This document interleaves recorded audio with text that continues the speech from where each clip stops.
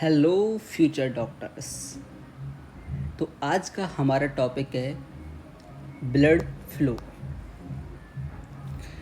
Blood flow means the quantity of blood that passes a given point in the circulation in a given period of time. Means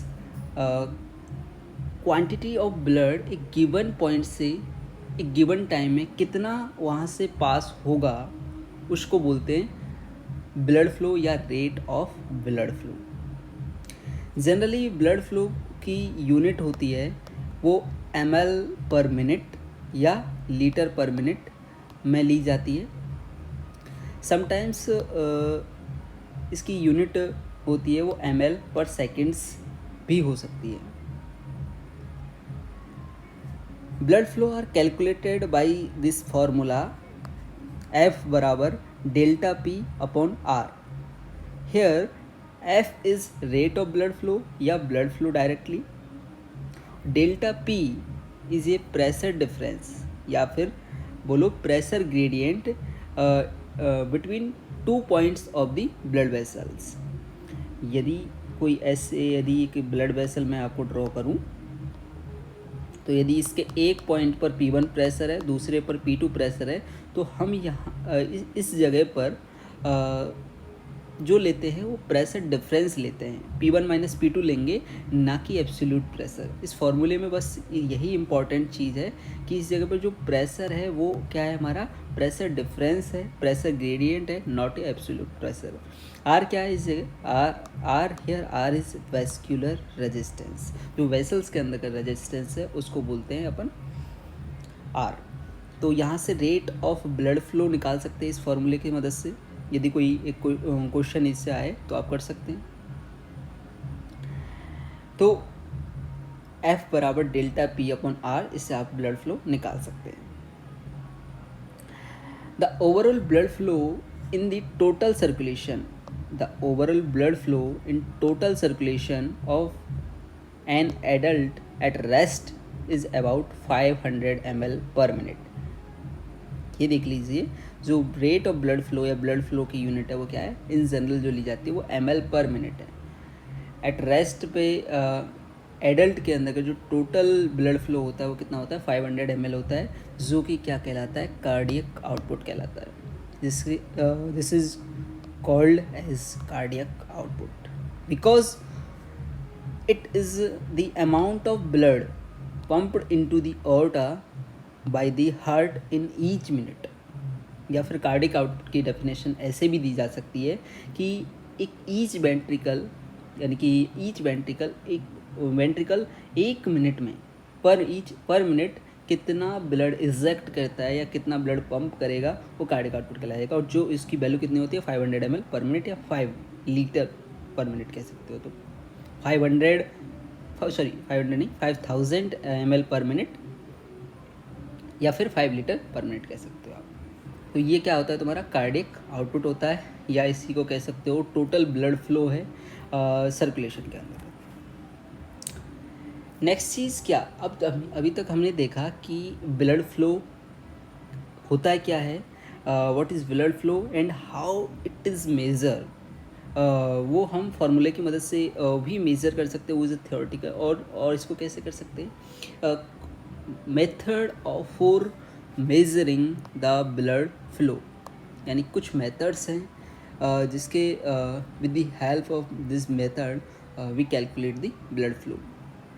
तो device होती है जिनकी मदद से हम blood flow calculate करते हैं वेसल्स के अंदर। Device which measure the blood flow in the blood vessel is called flow meter. उन डिवाइस को क्या नाम देते हैं, उन डिवाइस को कहते हैं flow meters. There are 2 types of flow meters. One is electromagnetic flow meter, second is ultrasonic Doppler flow meter. तो 2 टाइप के फ्लो मीटर हैं, इलेक्ट्रोमैग्नेटिक फ्लो मीटर और ultrasonic Doppler flow meter. First के बारे में बताते हैं। फर्स्ट क्या है, electromagnetic flow meter. Electromagnetic flow meter is one of the most important device for measuring the blood flow without opening the vessel. Electromagnetic flow meter के अंतर्गत आप एक इम्पॉर्टेंट डिवाइस तो है ही जो ब्लड फ्लो को मेज़र कर रहा है, इस लेकिन इम्पॉर्टेंट चीज़ क्या है, इसमें वेसल्स को आप ओपन नहीं कर रहे हो. ठीक, तो इसके अंतर्गत उसको जो ब्लड वेसल है उस पर उसको अप्लाई करोगे, और इसके अंतर्गत जैसे इसके अंतर्गत नाम में जैसे ही निहित है या इसके अंदर देखोगे, यानी कि इसके अंतर्गत जो इलेक्ट्रिक फील्ड होती है एंड जो मैग्नेटिक फील्ड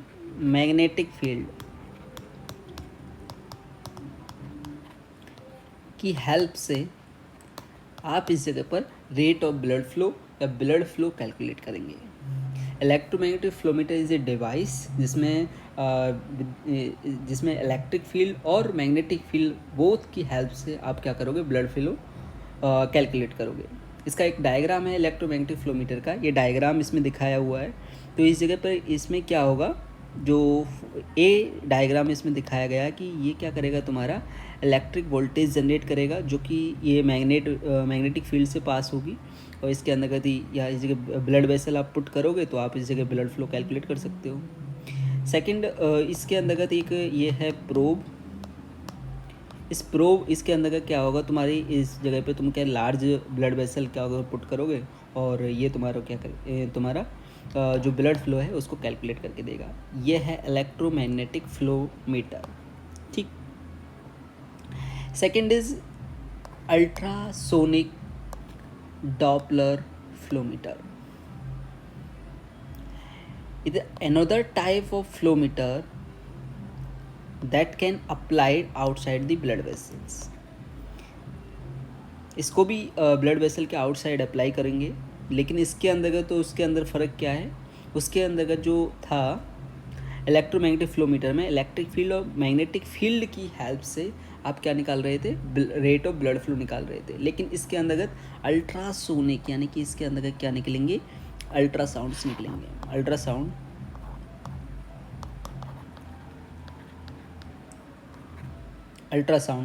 वेव्स, इसके अंतर्गत अल्ट्रासाउंड वेव्स निकलेंगी. उनकी मदद से आप क्या करोगे, with the help of ultrasound waves आप कैसे भी ब्लड फ्लो को कैलकुलेट करोगे. अल्ट्रासोनिक डॉपलर फ्लो मीटर के अंतर्गत क्या होता है, a minute piezo electric crystal is mounted at one end in the wall of the device.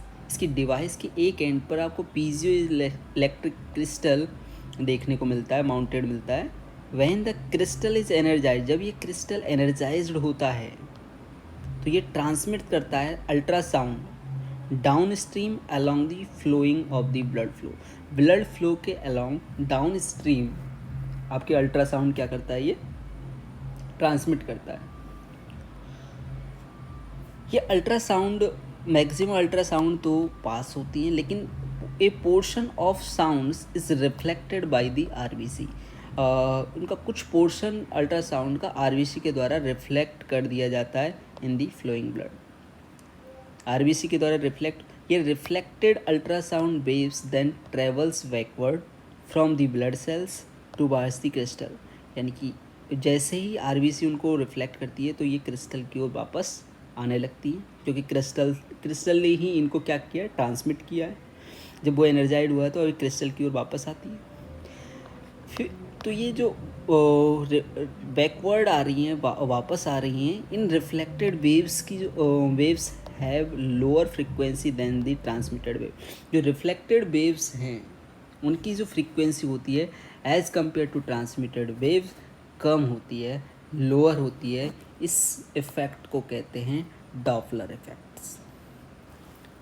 Effect कहते हैं.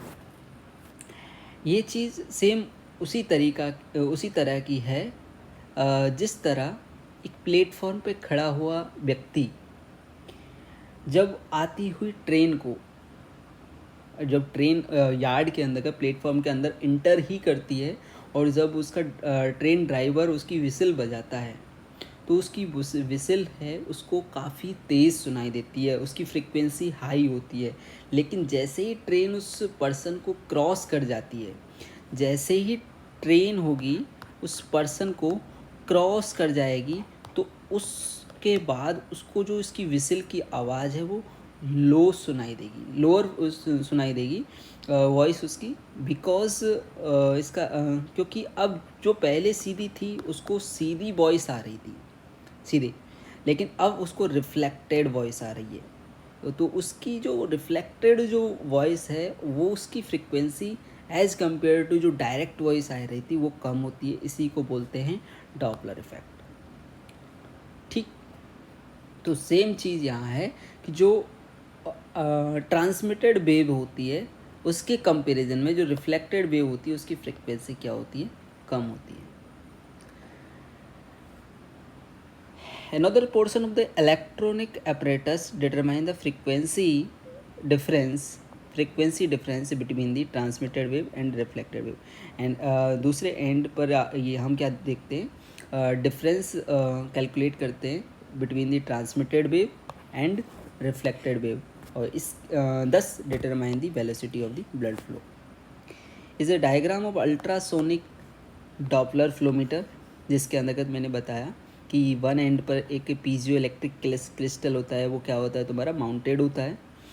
एक ट्रांसमिटेड वेव होती है जो कि कुछ होती हैं इसमें सम होती हैं या portion of the transmitted wave क्या होते हैं आरबीसी के थ्रू रिफ्लेक्ट हो जाता है, तो रिफ्लेक्टेड वेव होती है। और ये इन्हीं के दो ट्रांसमिटेड वेव और रिफ्लेक्टेड वेव के बीच का डिफरेंस ये कैलकुलेट करता है, और इसी कैलकुलेशन से हम क्या पता लगाते हैं, rate of blood flow. Thank you.